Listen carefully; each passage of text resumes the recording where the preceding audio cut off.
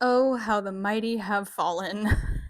You want to know what's really, really ironic? This time last week, I posted a video that was a recap of quarter one here on my channel, and I was celebrating because my goal was to reach 100 YouTube subscribers, and I did. In fact, I got a handful more than 100 subscribers. I also had a number of videos that performed pretty well, in my opinion, for a new YouTuber. And that video, the quarterly review video, got 66 views. The video before that got almost 400. So, yikes a doodle doo. Didn't get any subscribers and about 5 hours of watch time from that. So, let's find out why, shall we? Okay, looking at reach, it got 1.1 thousand impressions, a 3.6% click through rate for 66 views. 50% of those came from browse features, 16.7% came from people scrolling my channel, and the rest is from other places.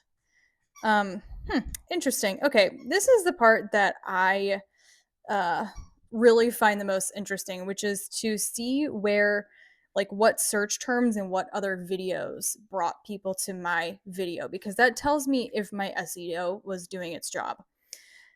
And today, I don't think that it was. So, the YouTube search term that brought viewers to my channel was model diet. I don't know where I went wrong because I am firmly somebody who believes in having a positive body image. You know what? I take it back because the type of person who is searching for model diet, they probably should be watching my videos now that I think about it. So never mind, I take that back. Now, the content that has been suggesting my video: how to make original YouTube shorts with AI, full tutorial. How to earn 100,000 pounds from a restaurant. The biggest mistakes you can make on social media: 30-minute strategy to win, Tea with Gary Vee.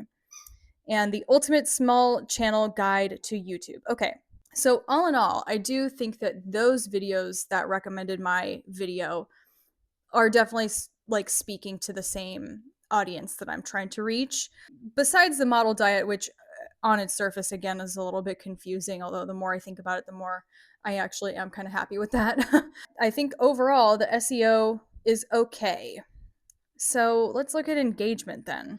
5 hours of watch time, 4 minutes and 36 seconds average view duration, which is up compared to normal. So that's good news. I did talk about in my quarterly review that I want to be prioritizing viewer retention for quarter two. In quarter one, I was really just like kind of getting my footing, focusing on getting decent at making titles and thumbnails so that I can get the click, right? And SEO as well to make sure that YouTube is showing my content to people who are interested in what I am talking about. I'm not really happy with my viewer retention numbers from quarter one. And I realized that if I actually work to optimize viewer retention, then that will take care of the subscriber number. So I think I had my strategy a little bit backwards in quarter one. I was focused on getting the click and I was focused on getting the subscribers. And I assumed that if I was focused on getting the subscribers, that the watch time would handle itself. But as you may or may not know, you probably know that monetization on YouTube, which is my ultimate goal with this channel, monetization on YouTube requires 1,000 subscribers and 4,000 hours of watch time. I reached 100 subscribers, which is 10% of the total goal, which was my goal for Q1. The way that I set goals is I incrementally make them bigger and bigger throughout the year because presumably my knowledge and skill is snowballing in that way. But like my hours, my total hours that apply towards monetization was not at the same level. All of that to say, I think I have it backwards, that actually I need to be focusing on increasing viewer retention because that gives YouTube really valuable information of people click on this and they stick around. Okay, where were we? I had to take the squeaky toys away from the dog. That means that going into quarter two and beyond, I'm going to be trying to optimize for viewer retention, which means improving my video making skills. I have done all the things that are easy work, and now it's time for the hard work. I guess like my hypothesis with this past video last Sunday, that was my quarterly review, was that by using like a slideshow format, that it would have more structure and it would be more engaging. And that hypothesis was wrong.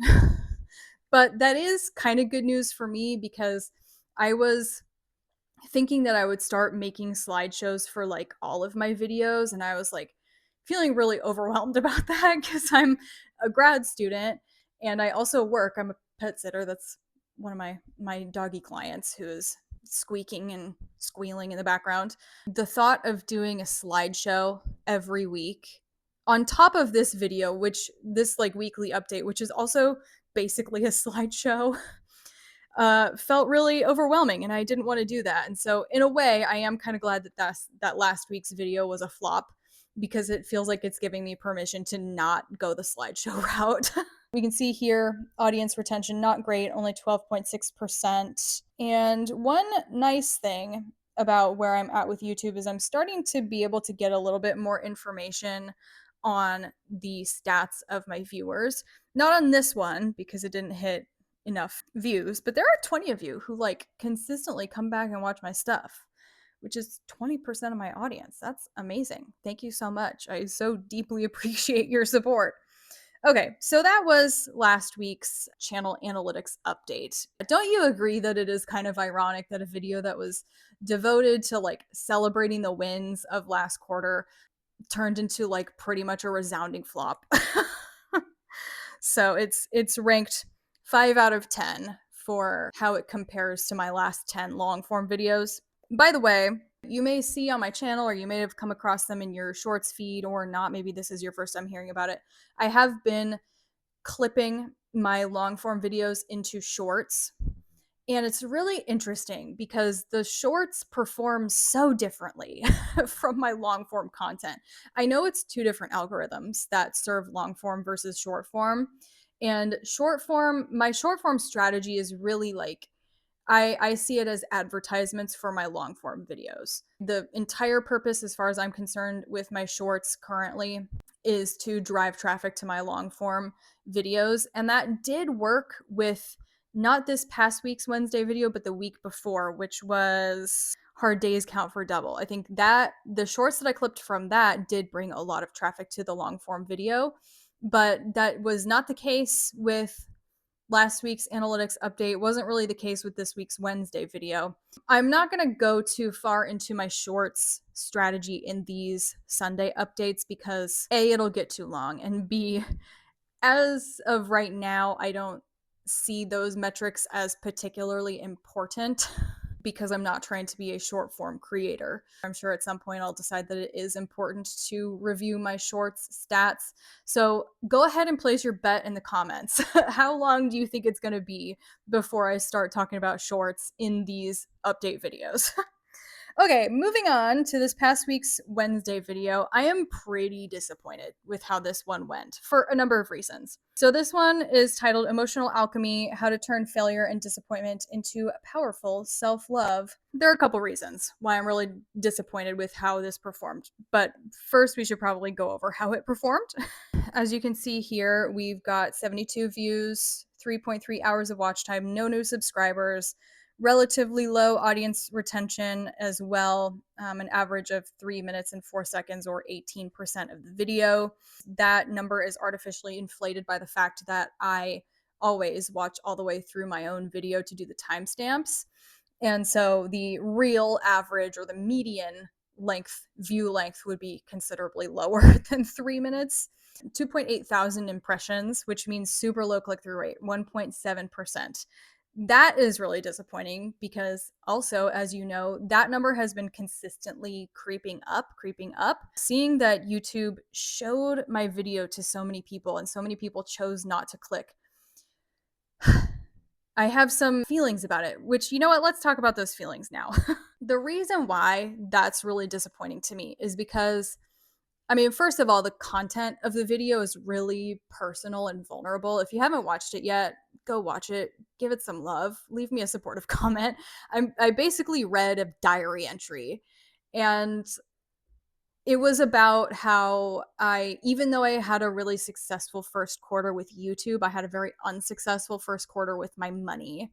I have a financial goal that I'm working towards in addition to my goal to getting monetized. And actually, like, that's a big reason why I'm doing this project of getting monetized on YouTube, is my hope that I can get this platform to the point that it's contributing to my financial goals. I was talking about that in the video. It was already really like raw and vulnerable. And I kind of thought that if I put in like the thumbnail or the title that I was like reading my diary, raw and vulnerable, that it would pique people's curiosity. And in the first day, like, that just didn't happen. It wasn't getting any traffic. I went back to the drawing board with the title and thumbnail, and I just sort of decided, like, you know what, maybe having the title and thumbnail be about me and a discovery that I made makes people, like, is turning people off. That it's like, I feel that this has been confirmed, because at least in my own algorithm, I've noticed over the last few days that the vast majority of videos either talk to you, the viewer, or talk about somebody or something else. Very few videos that I get served are talking about, like, the creator talking about themselves. And if the title is framed, I blah blah blah, or, give me 30 seconds of your time, it's still like understood in the subtext that the video is really about somebody else or you, the viewer. It's either like helping you, the viewer, in some way, or it's like basically gossiping. It's like, Reddit stories and things like that. So that was really eye-opening. And so I went and I changed the title and the thumbnail.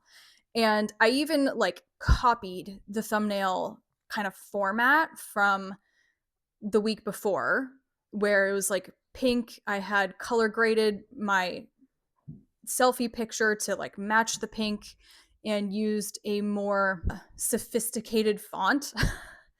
And okay, doing those things did help. Okay, it definitely did improve the situation. It did get more clicks, but not enough. And I think it also did cause YouTube to say, like, oh, yeah, okay, let me go serve this to more people, but still people weren't interested in clicking. After I changed the thumbnail and the title of the video once, I decided, you know what, I'm going to leave well enough alone. It's not worth it to keep tinkering with this. Like, I'm going to take this as an L and move on to the next thing. So, yeah, just a bummer. But it is what it is. And I mean, hey, 72 views is not nothing. Weirdly enough, this one I think also ranks as number 5 out of 10. Make that make sense if the last one is also 5 out of 10. I don't know. It's not the worst performing video, okay? And like, there's another lesson in there for me, which is that, like, I cannot let a big win sort of determine my new set point. You know what I mean? Like, not this past Wednesday, but the Wednesday before, that video did so well for me, for my channel, that it sort of made me feel almost like entitled to big numbers like that again. And I need to keep that in check. So that's, yeah. Okay, let's look at some more info about this video. So 64-ish% of people found me on browse features, 15-ish% found me suggested on other videos, 8.3% from my channel page, and then the rest from everywhere else. No search terms came up, but we do have some content that was recommending my video. 1, taking a maternity leave as a full-time influencer. 2, my life was better without alcohol and I still relapsed. Why? 3, I don't know what this says. Create Facebook account. It's another language. 4, how to know your real estate. Real estate. 4, how to know your real state when manifesting. Neville Goddard method, master manifestation. And 5, how to build a stronger relationship with yourself, especially for anxiously attached people. So once again, I mean, aside from that third one about making a Facebook account, I do think that YouTube is showing it to the right people. Like, if people clicked on my video after being on those videos, clearly, like my SEO, I'm talking to YouTube well, but I am not appealing to the people, at least not with this video. So I don't know. If you have thoughts on why the views for this past Wednesday's video were so low, I would love to hear them because, like, clearly this is a blind spot. I feel like I did everything that I could aside from going back and re recording the video. I have been really trying to work on improving my hooks, but I will say, okay, I got really in my head about the hook of that video because it was so personal and vulnerable. And I don't know, maybe there's just like something energetically about, yeah, the energy that I'm portraying in the first few seconds of that video that is like turning people off. So I'm open to your honest critiques. Just please keep them kind. I'm not interested in brutal honesty, just honesty, because I am trying to improve here. I'm in this for the full year minimum, preferably for the long haul. If you have suggestions, I'm all ears as long as you are kind and respectful. All right, let's look at engagement. Oh, I just saw that I got some dislikes on this video. That's interesting.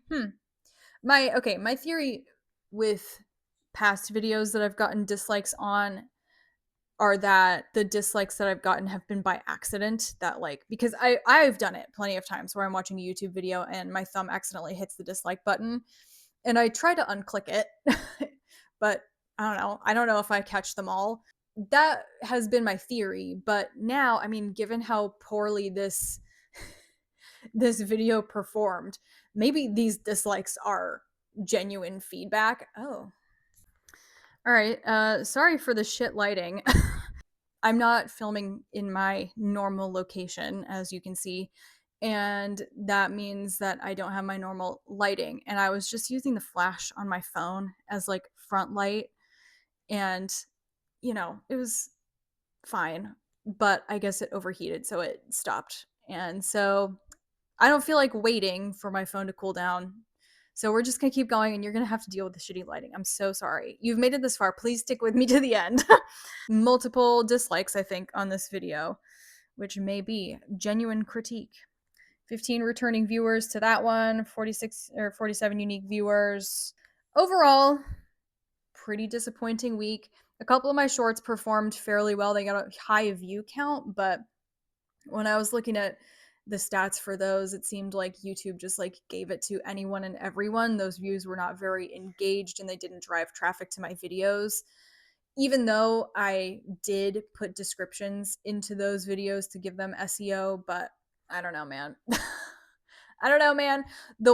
Okay, I have observed one thing about YouTube Shorts though, which is that if you post at night, you're gonna get more views. Generally speaking, with the normal YouTube algorithm for long form, when you post doesn't really matter because YouTube will send it out for multiple days and beyond for people to find. I mean, we've all come across a video that was posted 15 years ago and only went viral yesterday, right? Like that happens kind of all the time. And so, like, the YouTube algorithm is always working in mysterious ways to deliver content to us to keep us on their platform so that they can sell us things and services. I don't know. Did I keep you here long enough for YouTube to sell you things and services? I am not yet at the position where I can partake in any kind of cut from YouTube selling you things and services, but I would like to be. So if you would like to support my goal with that, please hit subscribe. Please like the video. Please leave a comment if you have genuine commentary on other videos that I've posted, constructive criticism, or any like atta girls. If there's anything that you really like and you want to see more of, let me know about that as well. I always forget to introduce myself. I'm Laura. Here on my channel, I talk all things health, wealth, and happiness here in the attention economy. So if that is your vibe, please subscribe.